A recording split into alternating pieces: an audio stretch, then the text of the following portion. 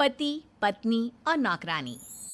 शीतल और अभिमन्यु की शादी को 5 साल हो चुके थे, लेकिन अभी तक उनका कोई बच्चा नहीं हुआ था। इसकी वजह से शीतल और अभिमन्यु परेशान रहते थे, लेकिन उन दोनों से ज्यादा परेशान थी शीतल की सास, यानी अभिमन्यु की माँ जानकी देवी। जानकी देवी चाहती थी कि जल्दी से जल्दी उनकी गोद में पोता या पोती आ जाए, और इसीलिए वो अपनी बहू शीतल को लेकर एक दिन हॉस्पिटल पहुंची।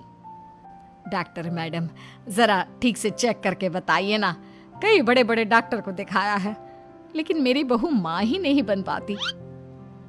मैंने शीतल को बहुत अच्छे से चेकअप किया है। देखिए, बात यह है कि शीतल के अंदर माँ बनने की कैपेसिटी नहीं है। ये आप क्या कह रही हैं डॉक्टर साहब? कोई तो इलाज होगा ना, कोई दवाई दे दीजिए। देखिए, कुछ प्रॉब्लम ऐसी होती है जिनका कोई ट्रीटमेंट नहीं होता। आई एम सॉरी टू से, लेकिन शीतल कभी माँ नहीं बन सकती, क्योंकि उसके यूट्रस में अंदर से ही कुछ प्रॉब्लम है। घर आने के बाद क्या हुआ माँ? कहाँ लेकर गई थी आप शीतल को? अरे कहाँ लेकर जाती, डॉक्टर मैडम के पास ले गई थी, लेकिन तेरी बीवी तो कभी माँ बन ही नहीं सकती। मम्मी जी, इसमें मेरी क्या गलती? अगर अंदर से कोई प्रॉब्लम है तो उसमें मैं भी कुछ नहीं कर सकती। जानती हूँ, ये बात डॉक्टर के मुंह से सुन चुकी हूँ। अब दोबारा मेरे सामने इस बात का गाना मत गा। अरे माँ, परेशान होने की जरूरत नहीं है, हम सोचते हैं ना कुछ। अरे क्या सोचेगा तू? जब डॉक्टर कह चुका है कि तेरी बीवी माँ नहीं बन सकती, तो बता क्या सोचेगा तू? कहाँ से लाएगा बच्चा? माँ, ये तो मैं भी नहीं जानता। अभिमन्यु, क्यों ना हम अनाथ आश्रम से एक बच्चा गोद ले आए? क्या फर्क पड़ता है बच्चा हमारा हो या गोद लिया हुआ? आई बड़ी बातें बनाने वाली। क्या फर्क पड़ता है? अरे क्यों फर्क नहीं पड़ता? मुझे इस वंश को आगे बढ़ाने के लिए मेरे बेटे का खून चाहिए, किसी दूसरे का नहीं। लेकिन माँ, आप जानती हैं कि ये अब पॉसिबल नहीं है। मैं कुछ नहीं जानती। मैं किसी पराये की औलाद को इस घर में अपना पोता या पोती बन के बढ़ता हुआ नहीं देख सकती। मेरा वंश मेरे बेटे के खून से ही आगे बढ़ेगा। लेकिन मम्मी जी, ऐसा कैसे हो पाएगा? आप अच्छी तरह जानती है ना, मेरा और अभिमन्यु का बच्चा नहीं हो सकता। तो मैं अपने बेटे की दूसरी शादी करवाऊंगी, और अपनी दूसरी बीवी से ये मुझे बच्चा पैदा करके देगा। ये आप क्या कह रही हैं माँ? मैं किसी और से शादी नहीं करने वाला। मेरे रहते हुए आप अभिमन्यु की शादी किसी और से करवाएंगी? मम्मी जी, आप ऐसा कैसे कर सकती हैं? तू बस देखती जा बहू, मैं ऐसा कैसे कर सकती हूँ। कुछ दिनों के बाद, अभिमन्यु, मैंने तेरे लिए लड़की ढूंढ ली है।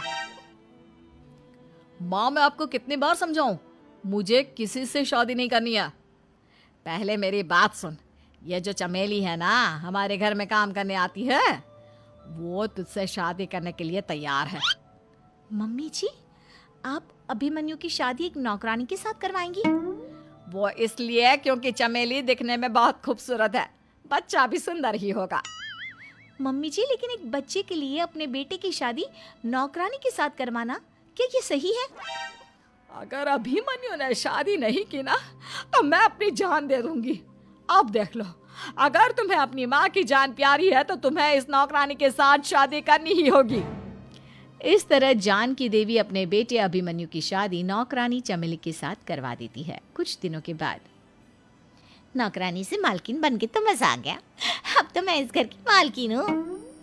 देखो, अपने आप को ज्यादा मालकिन समझने की कोशिश मत करो। एक बार तुम्हारा और अभिमन्यु का बच्चा इस दुनिया में आ जाए, उसके बाद तुम इस घर से हमेशा के लिए चली जाना।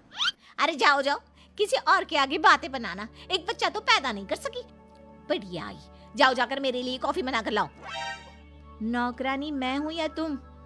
मम्मी जी, देखिए ना शीतल मुझसे किस तरह से बात कर रही है। शीतल, तुम्हें पता है ना चमेली प्रेग्नेंट है, मेरे बेटे के बच्चे की माँ बनने वाली है।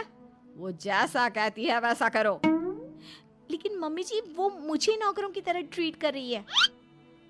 अरे तो करेगी ना, वैसे भी बहू तुम हो किस काम की? एक बच्चा तो पैदा नहीं कर सकती। जाओ, अब घर के सारे काम करो और चमेली को आराम करने दो।